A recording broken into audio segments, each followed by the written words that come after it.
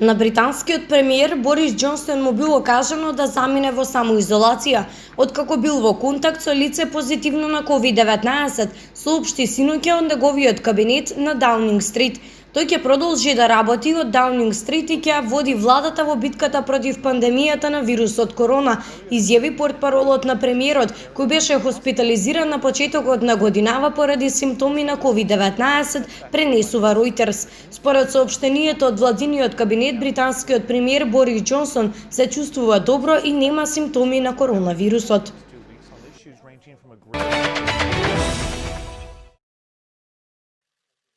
Кампањата на председателот Доналд Трамп го повлече централниот дел од својата тужба со која сака да го запре сертифицирањето на изборните резултати во Пенсилванија, каде демократот Џо Бајден го победи Трамп и тоа му помогна во победата за Белата куќа.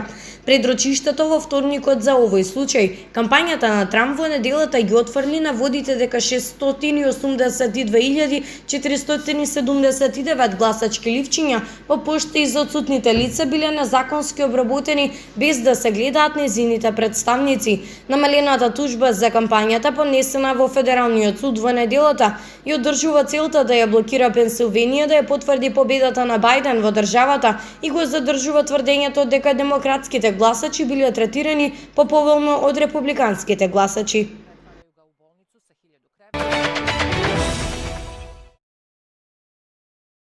Во Русија во последните 24 часа биле регистрирани рекордни 22.778 нови случаи на коронавирусот, додека починале 303 лица.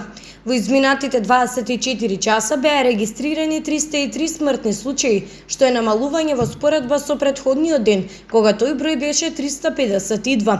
До сега во Русија вкупно 33.489 лица починале од последици од коронавирусот, а во моментов бројката на активни случаи изнесува 461.265.